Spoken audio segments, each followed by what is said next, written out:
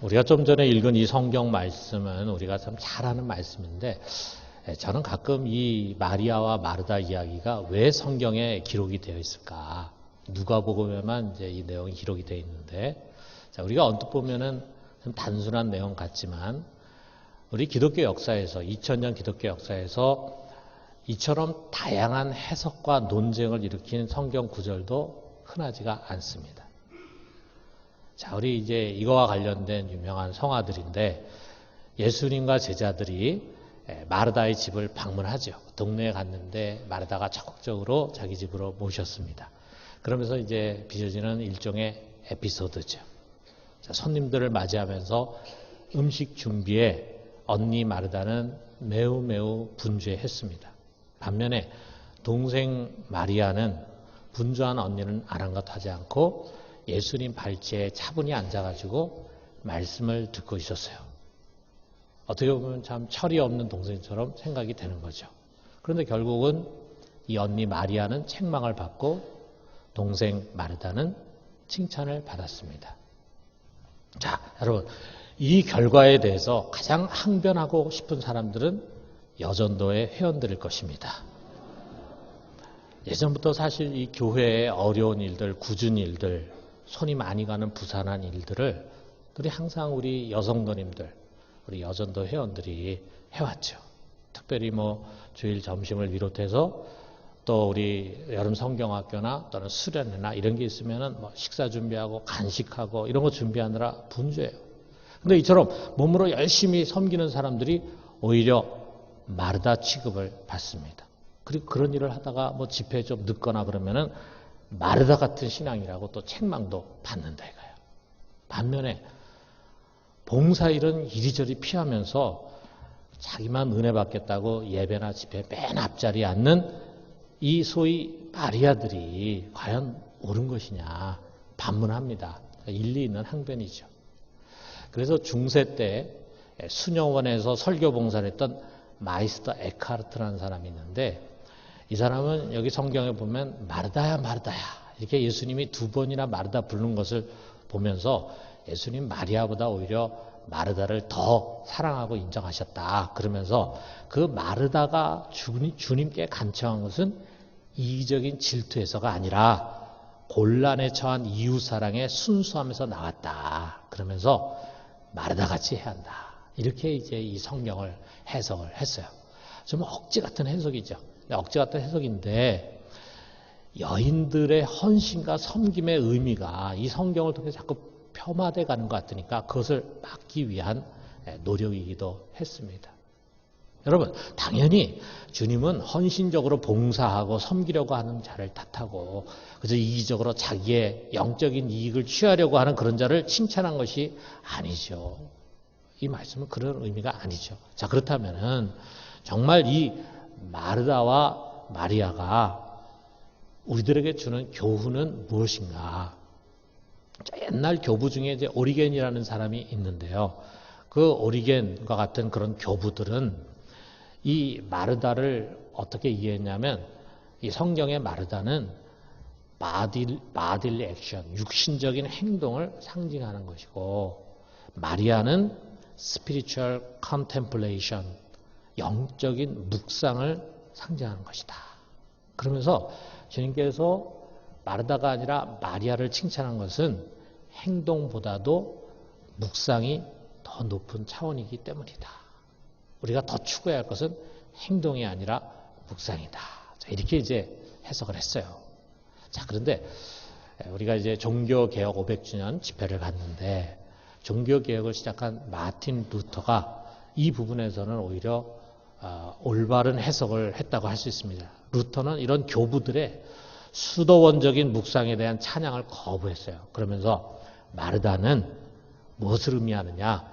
자신의 행위와 노력으로 의롭다함을 받으려고 하는 그릇된 신앙을 상징하는 것이다.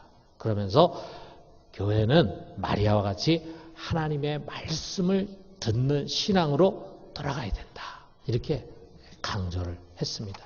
근데 이 루터의 해석이 일리가 있는 것 같아요. 그래서 이 루터의 해석을 중심으로 우리가 아마 두 가지를 좀 생각했으면 좋겠어요. 첫째로 뭐냐면 신앙은 하나님을 섬기는 데서 시작되는 것이 아니다라고 하는 것입니다. 여러분, 마르다는요, 정말 예수님을 잘 섬기려고 했던 것 같아요. 자기네 집에 모셨는데 기왕이면은 좀 맛있는 음식을 좀 많이 대접했으면 좋겠다. 배불리 드시는 것이 그분을 기쁘시게 하는 일이다. 이렇게 생각을 하고 열심히 이제 준비를 하는 겁니다. 주님을 섬기려고 하는 거죠. 여러분, 당연히 우리는 주님을 섬겨야 합니다. 그는 섬김 받기에 합당하신 분이에요. 그가 누굽니까? 그는 크고 위대하신 분이고 만왕의 왕이고 만군의 하나님이 되신 분이에요. 그렇기 때문에 피조물이 된 우리들은 마땅히 그분을 예배해야 합니다. 예배라는 게 뭡니까? 서비스잖아요. 하나님을 섬기는 것입니다. 또 우리가 물질로 그분을 섬겨야 합니다. 우리는 그분 앞에 나갈 때 빈손으로 나가서는 안 됩니다. 항상 정성과 사랑을 담은 물질을 그분께 헌금으로 드릴 줄 알아야 돼요. 더더구나 시간을 그분께 드려서 주의 일을 감당해야 합니다. 또 우리의 삶의 자리에서 말씀대로 순종해서 선을 행하고 그래서 그것을 통해서 주님께 영광 돌려드리는 그런 삶을 살아야 합니다. 여러분, 이거 다 중요하죠. 그러나 이것이 우선이 아니라 이거예요. 신앙은 여기서 시작되는 것이 아닙니다. 만약에 신앙이 여기서 시작되는 것이면요, 그것은 일반 종교와 다를 바가 없어요. 여러분, 일반 종교의 공통점이 뭡니까? 정성을 다해서 신을 모시잖아요. 제물을 드리기도 하고 또 3,000배를 올리기도 하고 또 심지어는 고행을 하기도 해요. 자기 몸에게 학대를 하면서까지 자기 정성을 좀 신에게 보이고 싶은 거예요. 그들 속에는 신에 대한 두려움이 있습니다. 그래서 신의 노여움을 풀고 신을 정성으로 감동시키려고 하는 거예요. 자, 여러분, 이런 것들은요, 다 나에게서 시작이 되는 것입니다. 내가 노력하고 내가 절제하고 내가 헌신하는 것입니다. 근데 이렇게 나에게서 시작되면요, 결국 자기 의지를 가지고 하게 되고 그리고 결국에 가서는 자기의 의를 이루게 되는 거예요. 우리가 이런 것을 율법적인 신앙이라고 말합니다. 그리고 그런 신앙 속에는요, 기쁨과 평안이 없습니다. 오늘 우리가 이 마르다의 모습에서 그것을 볼 수 있잖아요. 그녀는 잘하려고 노력하는 거죠. 많은 음식으로 대접을 잘하고 싶은 거죠. 뜻은 좋을지 모르지만 현실이 따라주지 않습니다. 자, 우리 자매님들 뭐 손님 접대 많이 해보셨겠지만, 자, 기다리는 사람을 놓고 음식을 준비하는 거 참 어렵죠. 마음이 조급해져요. 마음이 조급. 생각처럼 그렇게 음식이 척척 나오게 되지를 않는다 이거예요. 그래서 여기 40절 상반절에 보니까 마르다는 준비하는 일이 많아 마음이 분주한지라 그랬어요. 여기 분주하다, 페리스 파우라고 하는 말은 과부하가 걸려가지고 산만해지는 것을 의미하는 거예요. 몸은 하나인데 만들어야 할 음식은 여기저기 있고 그러다 보니까 막 생각이 막 분산이 되다 보니까 어떻게 됩니까? 평안이 없어지는 거죠. 그러면서 자기도 모르는 사이에 많은 일로 염려하고 근심하게 돼. 이렇게 빵이 왜 빨리 이렇게 부풀지 않을까? 아니, 아직 양파 껍질도 벗기지 않았는데 구근버섯 끓어오르잖아. 소금은 어디 있는 거야? 내가 분명히 어제 여기 뒀는데 마리아가 또 딴 데 치운 모양이구나. 어머, 올리브 기름이 다 떨어졌네. 아마 옆집에는 있겠지. 빨리 가서 빌려와야겠다. 우리가 상상만 해도 마리아가 혼자서 얼마나 힘들었겠습니까? 자, 그 마음의 상태를 우리 주님께서 읽고 있었어요. 여기 41절에 보니까 마르다야, 마르다야, 내가 많은 일로 염려하고 근심하나. 참 많은 일로 염려하고 근심하고 있구나. 예수님이 이게 진단하시는 거죠. 자, 여러분, 이렇게 자기로부터 시작된 신앙은요, 이처럼 염려와 근심에 빠지기가 쉽습니다. 그것뿐만이 아니에요. 마음이 좁아져. 그러면서 비판과 원망과 불평이 나오게 됩니다. 이리 뛰고 저리 뛰던 마르다가 말이에요. 저쪽 거실에 있는 자기 동생을 봤어요. 그리고 그 앞에서 뭔가 열심히 설명하는 예수님을 봅니다. 보면서 시험에 드는 거예요. 왜 나만 이렇게 수고해야 되지? 이런 생각이 드는 거예요. 근데 여러분 일하면서 그런 게 있잖아요. 그냥 차라리 나 혼자만 있으면은 좀 힘들어도 내가 하는데 누군가 같이 옆에 사람이 있어요. 근데 그 사람 일을 안 해. 나만 다 해야 돼. 그럼 여러분 마음에 시험이 들잖아요. 그러니까 마르다도 지금 동생과 예수님 보면서 왜 나만 이렇게 일해야 돼? 이런 생각이 이제 퍼뜩 든 거예요. 화가 나는 거죠. 화가. 그러면 그 분노의 화살이 제일 먼저 누구에 향합니까? 사람에게 향하는 거죠. 이미 성경에 기록되지는 않았지만 뭐 그런 거 기록할 필요가 없으니까 기록 안 했겠지만 틀림없이 마르다는 먼저 마리아에게 화를 내면서 책망했을 것입니다. 예, 너 도대체 뭘 하고 있는 거야? 내가 지금 이리 뛰고 저리 뛰는 게 눈에 안 보이니? 와서 좀 도와줘야지. 이 철부지 같은 애야. 이렇게 책망했을 거라 이거죠. 그런데 분노가 이제는 주님에게로 향합니다. 그런 철부지를 좀 잘 달래가지고 야, 언니가 저렇게 힘들게 일하고 있는데 가서 도와줘야지.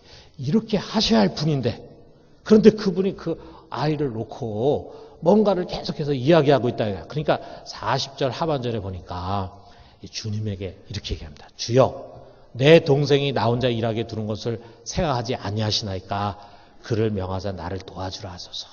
이렇게 말해요. 우리 NIV 성경을 풀어가지고 번역해서 보면 이렇게 돼 있습니다. 주님은 내가 모든 일을 혼자 하는 동안에 동생이 여기 앉아있는 것이 불공평하다고 생각되지 않으세요? 그녀에게 와서 날 좀 도와주라고 말씀해 주세요.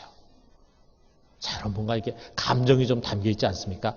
감정이 좀 느껴지죠? 지금 화가 나 있어요. 주님에 대한 불평의 마음을 갖고 있습니다. 한마디로 말하면 이거 불공평하잖아요. 왜 내가 혼자서만 일을 다 해야 됩니까? 불공평하잖아요. 자, 여러분 나로부터 시작되는 신앙의 자연스러운 과정이에요. 잘하자, 잘해야 된다. 이런 당위성에서 열심히 합니다. 그런데 뜻대로 되지 않으니까 점점 평안을 잃어가. 그리고 지쳐갑니다. 시험에 들어요. 그리고 시험에 들면은 주위 사람들에 대해서 불평을 갖게 됩니다. 그리고 결국은 하나님이 왜 이렇게 하셨을까? 하나님 왜 이 모양을 그대로 놔두시는 것일까? 하나님을 원망을 해. 그러다 보니까 영적인 침체에 빠지게 되고 결국에는 나가 떨어지게 되는 것입니다. 자, 이 모든 것에 원인이 어디에 있을까? 신앙의 핀트가 잘못되어 있다는 거죠. 우선순위가 잘못되어 있는 것입니다. 신앙은 하나님을 섬기는 데서 시작하는 것이 아니라 이거죠. 자, 그러면 어디서 시작해야 되나? 여러분 정신 차리고 잘 들어야 됩니다. 특별히 우리 성도님들 중에 1년 동안 힘들게 살겠다. 올 연말 12월까지 꼭 참았다가 12월 되면 이제 내려놔야지 라고 생각하는 분이 혹시 여러분 중에 있을지 모르겠어요. 이 교사하는 거 힘들다. 찬양대하는 거 힘들다. 차량 봉사하는 거 힘들다. 힘들다. 이렇게 하면서 이제는 내가 힘들어서 못하겠습니다. 라고 하시는 분들, 여러분 힘든 원인이 어디에 있는가 하는 것을 정확하게 파악해야 돼요. 때로는 우리가 사역하다 보면은 마음에 불평과 불만과 원망이 있어가지고 그 일을 하고 싶지 않다. 이런 생각을 가질 수가 있어요. 어디에서 그런 원인이 생겼을까? 자, 우리가 이거를 한번 돌아보자고요. 그래서 두 번째로 나가봐요. 두 번째는 뭐냐면요. 신앙은 하나님의 섬김을 받는 데서 시작하는 것이다. 이거예요. 신앙은 우리가 하나님을 섬기는 데서 시작하는 것이 아니라 하나님의 섬김을 받는 데서 시작하는 거예요. 여러분, 신앙은 우리에게서 시작되는 것이 아닙니다. 하나님에게서 시작돼요. 모든 것이 다 하나님에서 시작돼요. 그가 먼저 은혜를 베푸셨어요. 그가 먼저 우리를 섬겨주셨어요. 우리가 하나님을 섬기기 전에 하나님이 먼저 우리를 섬겨주셨어요. 어떻게 섬깁니까? 온 힘을 다해 섬깁니다. 온 마음을 다해 섬기고 마지막에는 자신의 생명을 다해서 우리를 섬겨주셨어요. 우리도 지금 주님을 섬기지만요. 우리는 그렇게 못 섬깁니다. 그런데 우리 하나님은요. 여러분 한 사람 한 사람을 온 마음을 다하고 온 힘을 다하고 온 뜻을 다하고 온 생명, 목숨을 다해서 섬겨주셨어요. 여러분 어떻게 섬기는지 잘 알잖아요. 우리 하나님에게 가장 소중한 것, 이 세상에 무엇과도 바꿀 수 없는 그의 독생자 예수 그리스도를 세상에 보내셔서 죽이셨습니다. 그리고 그의 피로 우리를 살리셨어요. 그의 대속의 죽음이 우리를 모든 죄에서 건져주셨어요. 우리를 거듭나게 해가지고 그의 자녀로 삼으시고 그리고 영원한 영화로운 상속자로 세워주셨습니다. 여러분, 이 하나님이 우리를 이처럼 사랑하시고 축복해 주셨다는 이것이 우리가 이 세상에 태어나서 죽을 때까지 들을 수 있는 가장 아름답고 감미롭고 복된 소식입니다. 가장 은혜로운 이야기입니다. 이 하나님의 이야기가 복음이에요. 좋은 소식이에요. 이거는 최근에 일어난 일이 아니라 이미 2000년 전에 아주 오래전에 우리가 태어나기 전에 우리가 하나님을 알기도 전에 이미 하나님 다 이루시고 우리를 이처럼 섬겨주시고 사랑해 주신 사랑의 이야기입니다. 그런데 하나님은요, 이 사랑의 이야기를 우리가 먼저 듣기를 원하십니다. 들어다오요. 내가 아름다운 찬양으로 나를 높이는 것도 좋아. 값진 예물로 나에게 감사를 표하는 것도 좋아. 너가 착하고 의로운 행실을 가지고 세상에서 내 영광 드러내는 거 이것도 좋아. 그러나 이 모든 것 이전에 먼저 내 얘기에 좀 귀를 기울여다오. 내 얘기. 예배하기 전에, 찬송하기 전에, 헌금하기 전에, 순종하고 실천하려고 하기 전에, 봉사하려고 하기 전에 먼저 내가 너를 섬기고 내가 먼저 너에게 베푼 은혜, 내가 먼저 너에게 대한 섬김, 그 희생의 사랑, 그 이야기를 좀 들어다오. 여러분, 이것입니다. 우리가 먼저 해야 할 것은 바로 이것입니다. 여러분, 마리아는 바로 그것을 택했어요. 그녀는 이것이 주님이 가장 기뻐하는 것이라는 것을 알았어요. 그래서 분주하게 청소하고 그리고 음식 만들고 하는 그런 일을 하지 않았습니다. 그 대신에 그의 발치에 앉아서 그의 입에서 나오는 은혜로운 말씀을 경청했어요. 주님 마르다에게 이렇게 말씀하십니다. 42절에 보니까 몇 가지만 하든지 혹은 한 가지만이라도 족하니라. 마리아는 이 좋은 편을 택하였으니 빼앗기지 아니하리라. 주님 마리아가 택한 것은 좋은 편이라고 그랬어요. 이 좋은 편은 어떤 편입니까? 우리 주님의 뜻, 주님의 마음과 합한 것입니다. 먼저 그의 말씀에 귀를 기울이는 거예요. 먼저 그의 은혜를 깨닫는 거예요. 그리고 누리는 거예요. 먼저 그의 사랑을 받고 감격하는 거예요. 그래서 거기서 감격하고 감사하고 기뻐하고 안식하고 위로받고 그래서 은혜의 사람이 되고 그래서 먼저 하나님으로부터 끊임없이 부어지는 은혜와 축복의 파이프가 연결이 되는 것입니다. 그 파이프가 연결돼서 거기서 쏟아지는 그의 은혜와 축복을 끊임없이 누리면서 우리가 이제 주님을 섬기는 거예요. 여러분, 이게 먼저입니다. 그리고 난 다음에 그 은혜 가운데서 내가 하나님 섬기는 거예요. 예배하고 찬양하고 헌신하는 것입니다. 이 우선순위가 바르게 되어 있을 때 비로소 우리는 기쁨으로 주님의 일을 하게 됩니다. 여러분, 우리의 예배는 무엇입니까? 우리는 구약의 예배하고는 제사하고는 다릅니다. 우리의 예배는 먼저 하나님 베푸신 은혜에 대한 감사의 반응이에요. 우리가 하나님을 두려워하기 때문에 이 예배에 두려움을 가지고 꼼짝하지 않고 내가 혹시라도 행동이나 말이나 잘못하면 하나님께서 예배를 받지 않으시고 그리고 나에게 화를 미치지 않을까 하는 그런 두려움에서 하나님 앞에 나와서 드리는 거 아니에요. 우리가 이날 와서 예배 드리지 않으면은 혹시 다른 데 가면은 하나님 나에게 벌을 주실까 봐 그런 두려움에서 나와서 예배 드리는 거 아니에요. 우리가 와서 예배 드리는 것은 하나님께서 무한한 사랑으로 내게 베풀어준 그의 은혜에 대한 감사의 반응입니다. 그리고 우리의 찬양은 그 속에 감사 진실을 담고 있어요. 여러분, 우리는 인색함이 없이 즐거이 물질을 드리게 되는 것입니다. 그의 일을 억지로나 또는 억지로 하는 것이 아니라 자원해서 하고 분주한 가운데 불평하고 원망하면서 하는 것이 아니라 즐거움으로 하는 것이고 은혜의 빚을 갚기 위해서 우리가 그의 사역을 한다 이거예요. 그래서 여러분, 우리가 하나님의 은혜에 감격하면은요, 다른 사람보다도 더 많은 일을 맡게 되고 더 힘든 일을 맡게 되고 그렇게 될 때 왜 나에게는 이렇게 힘든 일을 주나? 왜 나는 이렇게 많은 일을 하도록 하나? 저 사람 저렇게 일을 적게 하는데 이런 불평을 하는 것이 아니라 내가 하나님으로부터 받은 은혜를 더 많이 갚을 수 있다라고 하는 그것으로 인하여 오히려 감사하게 된다. 감사하게 돼. 어려운 일을 줘도 감사하고 쉬운 일을 줘도 감사하고 하나님이 내게 주신 은혜를 생각한다면 내가 지금 하고 있는 일은 참 너무 작은 일이다. 이렇게 생각을 하면은 우리 마음속에 불평과 원망이 없어지게 된다 이거예요. 우리는 기꺼이 우리의 몸을 산 제사로 주님께 드리게 됩니다. 여러분, 우리는 은혜와 축복을 받기 위해서 주님을 섬기는 것이 아닙니다. 은혜와 축복을 받은 자로서 주님을 섬기는 것입니다. 여러분, 이것이 우리 하나님을 기쁘게 하는 것이고 하나님의 마음이에요. 그렇기 때문에 우리가 그렇게 섬기려면 어떻게 되느냐. 먼저 내게 와서 내가 너를 위해서 행한 그 큰 사랑과 은혜를 좀 들어라. 듣고 거기에 좀 푹 빠지고 그리고 그것으로 마음의 평안과 위로를 얻고 새 힘을 얻어라. 그리고 그 일을 해라. 이것이 주님의 뜻이라 이거예요. 여러분, 우리 마지막으로 이런 걸 좀 생각해 봐요. 신앙이라는 것은요, 내 마음대로, 내가 옳다고 하는 대로, 내 방식대로, 내 편한 대로 하는 것이 아닙니다. 그것은 종교 행위예요.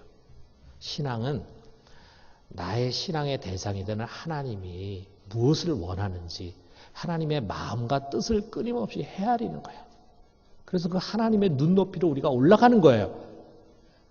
그래서 그분을 기쁘시게 해드리려고 노력하는 거예요. 그것이 우리의 참된 신앙입니다.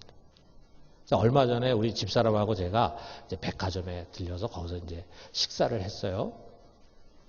그리고 식사하고 난 다음에 거기 백화점에 있는 서점에 들렸어요. 보통 저는 이제 책을 인터넷으로 주문을 하기 때문에 서점에 갈 일이 별로 없었어요. 그래서 한동안 제가 서점에 못 갔는데 그날은 이제 일부러 책 살 것이 있어서 간 것이 아니고 이제 식사를 했으니까 좀 다니면서 좀 소화도 시킬 겸 해가지고 하다 보니까 마침 서점이 눈에 띄어가지고 그 안에 들어갔어요. 오래간만에 들어갔습니다. 그런데 깜짝 놀랐어요. 옛날 서점이 아니에요.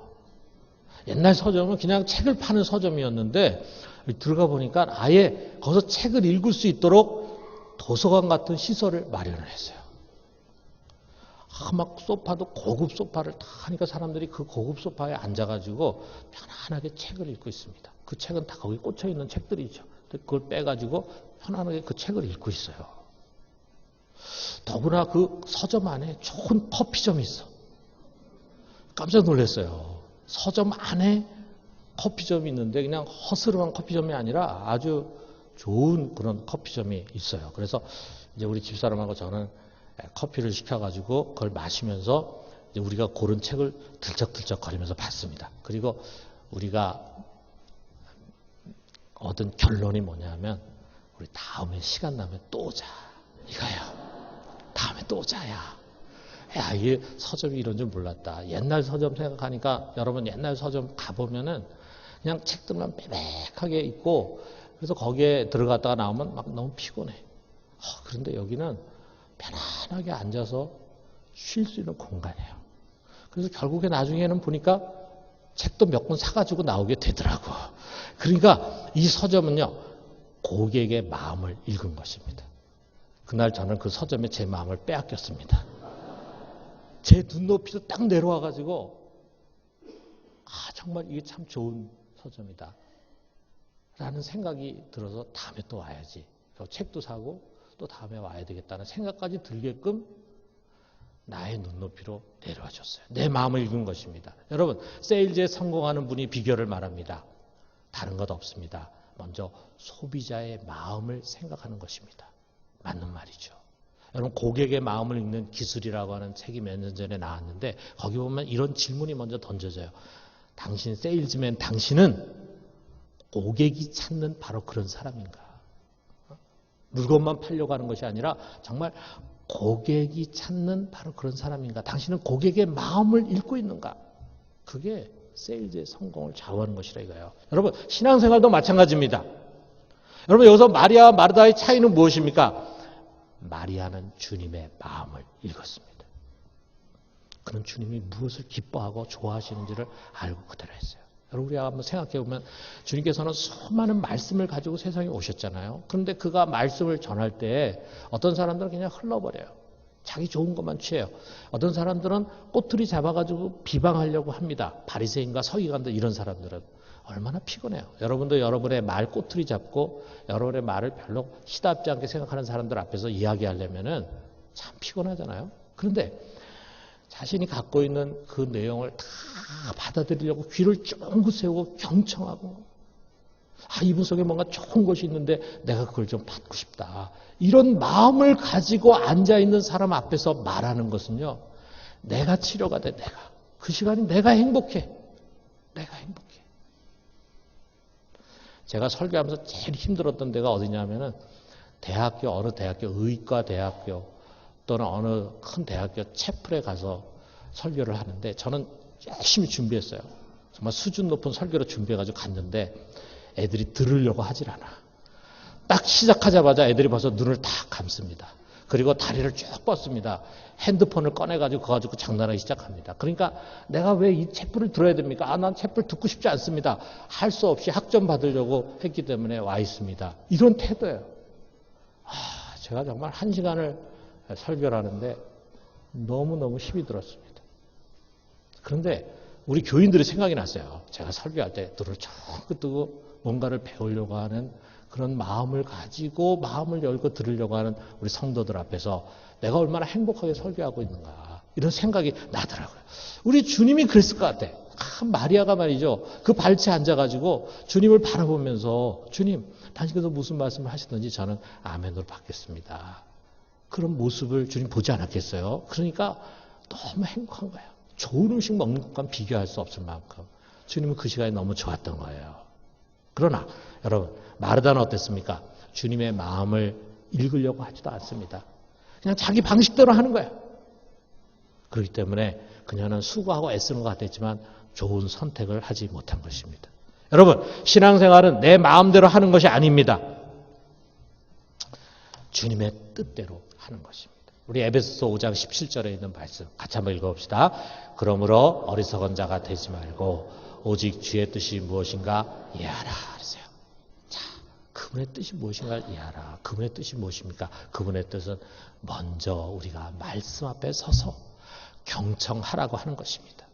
먼저 배우라고 하는 것입니다. 먼저 은혜의 사람이 되라고 하는 것입니다. 먼저 하나님이 계시한 이 엄청난 복음을 많이 받아들이고 그 복음 속에 담겨있는 하나님의 은혜를 깨닫고 그것을 누리라고 하는 것입니다. 여러분 오늘 제자훈련생, 사역훈련생 우리 수료식 가졌는데 우리 제자훈련, 사역훈련 다 마찬가지예요. 이 우선순위를 회복하는 훈련이에요. 여러분 오늘 우리가 가을 사랑 축제를 시작하는데 이것도 바로 그것을 위한 것입니다. 여러분 혹시 마르다와 같이 나로부터 시작했기 때문에 분주하고 산만하고 마음이 흩어져 있고 이런저런 사역을 하다 보니까 지치고 피곤하고 시험에 들어있지는 않습니까? 여러분 우리 마리아와 같이 이제 다시 말씀 앞으로 돌아옵시다.